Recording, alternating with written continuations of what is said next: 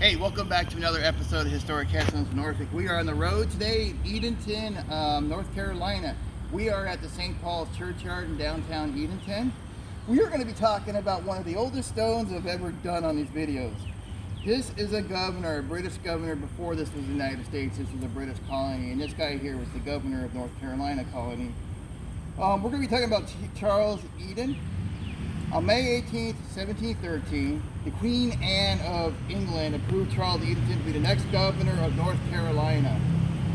On June 18th, 1713, and on May 18, 28, 1714, he took the oath of office. Perhaps one of the most colorful governors of colonial Carolina, Charles Eden was also proven to be one of the most controversial subjects for many historians. The circumstantial evidence of his connection to the pirate Blackbeard is truly damaging. However, Edenton has been described as a man of fair ability during his administration, was generally held in high esteem in the colony. His administration was checkered by trouble and clouded by disgrace that he might and should have prevented, and his conduct, when viewed in most favorable light, he was not showing care for the consequences of his action. What it pretty much means is he did some things he didn't really care what the consequences were. Though his guilt was not fully established, no doubt uncertainly this character tends to give him more of a romantic and legendary aspect. They're talking about his connections to the pirate Blackbeard.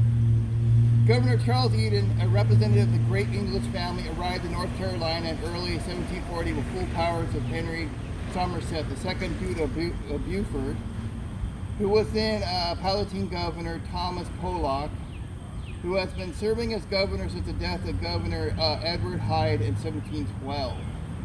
Back then, governors only usually lasted 2-3 years. They usually died young. It's the early 1700s, pretty common here in the New World. The General Assembly, over which Governor Eden presided in 1715, was destined to start many legislative measures for the economic and political progress of the colony. It was during the meeting of the legislative body of 1750 that the first direct tax was levied on the inhabitants of North Carolina.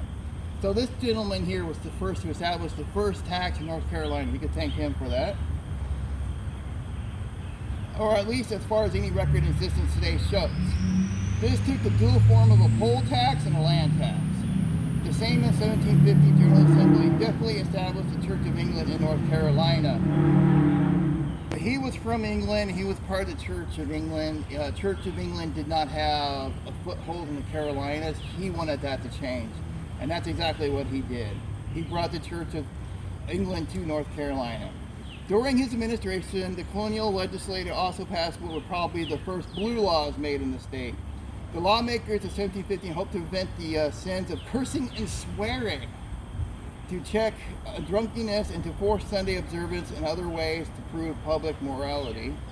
He didn't like cussing, he didn't like drunkenness, he didn't like people spitting on the street, things like that, and he wanted people to go to church on Sundays.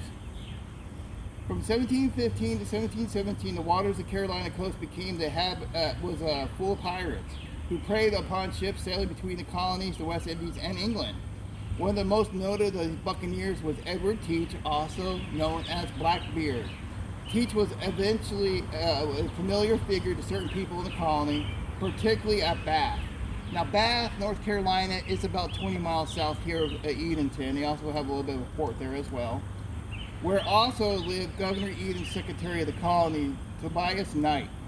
In 1717, by King George I, all pirates within a limited time who surrendered themselves to any colonial governor would be pardoned. You know Blackbeard didn't do that. He had none of that. He kept raiding. Thus Blackbeard and some of his men surrendered to Governor Eden eventually over time. But however, after being pardoned, Blackbeard went right back out and started doing what he did good, plundering ships. Governor Eden and the colonial government apparently took little interest in attempting to bring Teach to justice, or else they were quite unprepared to meet with the situation. When the pirate ship was fully captured and Blackbeard cured near Ocracoke Inlet in November of 1718, it was by a ship fitted by Virginia and commanded by Lieutenant Robert Maynard of the Royal Navy. Now, many of you guys know back home we have one of the greatest harbors on the East Coast. the governor of Virginia sent ships down to take care of Blackbeard since this guy wouldn't do it. Part of Blackbeard's loot was found in a barn owned by his secretary of the colony, and this made it possible for Governor Eden, in spite of the evidence produced, to what they pretty much think is what's going on here is his Secretary of State was clearly in hoots with Blackbeard, and they tied that to the governor himself, like we would today. If any of the president's, cabinet did anything wrong, that would be tied directly to the president. This is the same thing here. All right, so Governor Alexander Spotswood from Virginia was exceeding his authority, this governor argued, who sent an armed force into North Carolina to take care of Blackbeard. Edward Moseley and Maurice Moore, opposition powers to this governor, however, started an investigation regardless of his official interference. They obtained access to public records by breaking into a house where they were kept. As a result, the men were fined. Moseley then cast direct accusations at this governor by declaring that the governor could raise an armed posse to arrest honest men, but he did nothing to go after Blackbeard, the pirate Blackbeard. For this, Governor Eden had Edward Moseley brought up to trial under an act passed by the Assembly in 1715. Moseley was found guilty and prohibited from holding public office for a period of 3 years. The feud between Governor Eden and Edward Moseley had reached such proportions that it overshadowed and obliterated the original investigations of the governor's official family and his relationship with a pirate. To this day, no definite proof has been uncovered as to the connection between the governor and the pirate Blackbeard. Tradition says that in Bath, there was a tunnel cut from the river to the governor's house, by which Blackbeard smuggled his captured goods. This is like the tradition that similar existed at the Eden house. These tunnels did exist, and it's quite possible that this did happen. Because the number of homes built along during those early colonial days along the rivers, they did have secret tunnels to escape from hostile natives.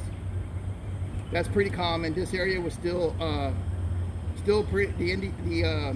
The natives in this area were still hostile to white men at the time, and there were a lot of, fighting back and forth. So these houses did build tunnels so they can escape the house and go out into the bush. Governor Eden died in 1722, and he had steered the colony through a long and peaceful, prosperous administration, even though his connection to Blackbeard really shadowed his administration. He was originally buried on his plantation, and he had to be moved because the cemetery was really close to the water line. They moved all the graves here into St. Paul's Churchyard here in Edenton, North Carolina. Alright guys, take care. This is probably the oldest video I've ever done age-wise, and it's pretty fun to do.